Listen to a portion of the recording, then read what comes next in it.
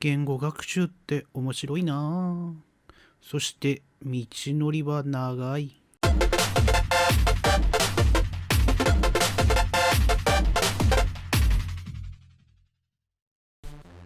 こんにちは、オニポルです。英会話学習を本格的に開始してから約2ヶ月経過したのですが、なかなか上達せず悩んでいました。そんな悩んでいる中で学習をする上での考え方、つまり戦略と具体策、つまり戦術が非常に重要だなと思ったので、現状報告も兼ねて思考を総合的に整理してみました。どんな作戦を立てて具体的にどう行うかってことです。整理して現状報告も兼ねてビデオにしようと思ったんですが、あまりにも長い説明になりそうなので、説明欄に考えをまとめたドキュメントのリンクを貼っておきますので、ご希望の方はそちらをご覧ください。このビデオではそんな長い内容を強引に5分ほどで説明することに挑戦してみたいと思います。もちろん詳しく説明することはできませんが、大雑把な考えはわかるように努力しますのでご理解ください。それでは行ってみましょう。はい、それではスタートしていきましょう。注意してほしいのは、これはあくまで途中経過で2ヶ月経過した段階での言語学習に対する考え方ですので、これが最短距離ですとか、これがベストの方法ですとか、これが効果的ですなどといった結論めいたものではなくて、あくまで今の段階でこれがいいんじゃないかっていうことに対して考えをまとめただけですのでご了承ください。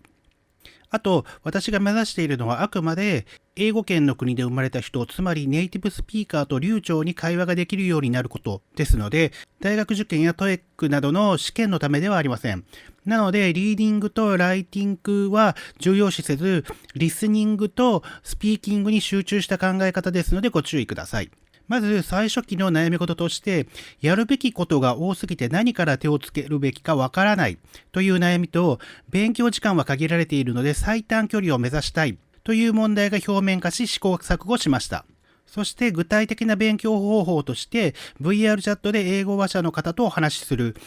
単語、センテンス帳を作成し記録していく。英語の動画を視聴。という感じの勉強を行いました。ですが、成長をあまり実感できなかったように思いました。なので、その原因を探っていくといくつかの問題点が分かってきました。やるべきことが多すぎて何から手をつけるべきかわからないという問題なのですが、これ、やるべきことを少なくすればいいだけだという考えに至りました。もっと具体的に例を出すと、私は25歳だとします。仕事もしてるし、政治経済、将来設計、健康管理、エンタメやスポーツなどの話題を普段は行っているとします。この自分の年齢に応じた話題を外国語でいきなり行おうとすると、一気に学習の負担がかかります。だからやるべきことが多すぎるということが起こると思います。しかし自分自身の幼稚園の頃を思い出してみてください。親や先生や友達と自国語で会話できていましたよね、問題なく。でも政治経済や小学校以降で習うような学問的なことなど知らないという感じでしたよね。その状態をまず目指すべきだと考えています。その幼稚園の頃には言語的な基礎能力の骨組み、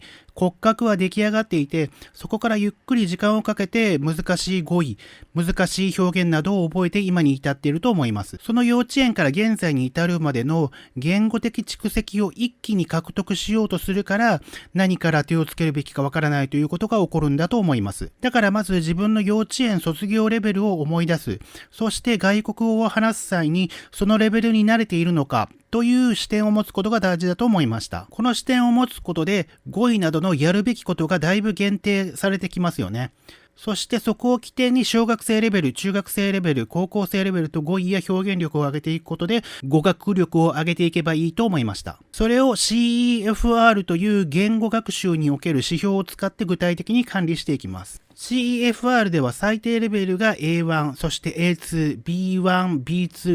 C1、最高が C2 という6段階で構成されています。しかし通訳などのプロの話者や海外でビジネス成功しようと思わない限り C1 以上は必要以上のスキルだと思うので、実際には B2 までの4段階だと私の中では考えています。今の段階ではレベル分けの具体的な内容は一旦保留して、ランク分けがあるということだけ認識しておきます。次に会話の構成要素なんですが、英会話を行う際、重要なのは語彙力、センテンス構成力、聞く力、話す力という能力で成り立っていると思います。それらの各力を CEFR のレベル分けの考え方を利用して、自分自身の現在地をまず知ることが大事だと思っています。そしてもう一つ大事なのが、学習教材のレベル分けも行うことも大事だと思っています。要は、自分のレベルと教材のレベルが合っているのか、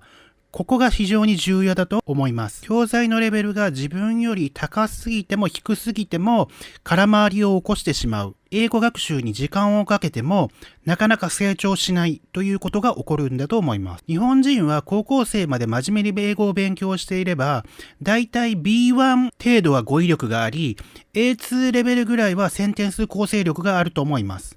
ただ、聞く力と話す力が極端に低いのが特徴だと思います。なので、それらを明確させて、自分がいるレベルと上のレベルに行くための課題を見つける目安として CEFR が役立ってくると思っています。この特に低い聞く力と話す力を鍛えるためには、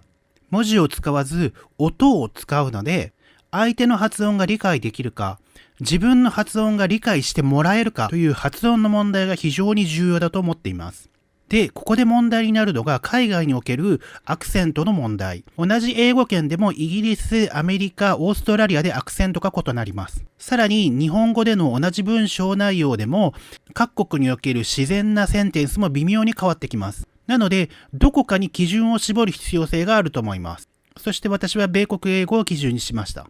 その場合、すべての要素をアメリカ人基準で行います。具体的には、アメリカ人が自然に使っている単語、センテンス、それらの発音。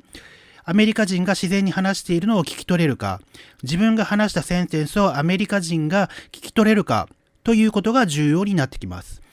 つまり、アメリカ人の友達が必要になってくる。ということです。それを VR チャットで行います。このぐらいにしておきます。リンク先のドキュメントではこれらのことが細かく書かれていますので、興味のある方はぜひご覧ください。以上です。という感じです。この戦略と戦術に関するドキュメントは、試行錯誤を繰り返しながら随時更新していきますので、このビデオの内容から進化している可能性がありますのでご了承ください。繰り返しますが、ドキュメントの方が最新の考えややり方です。興味があれば見てみてください。それでは英会話学習をさらに頑張っていきたいと思います。ではでは。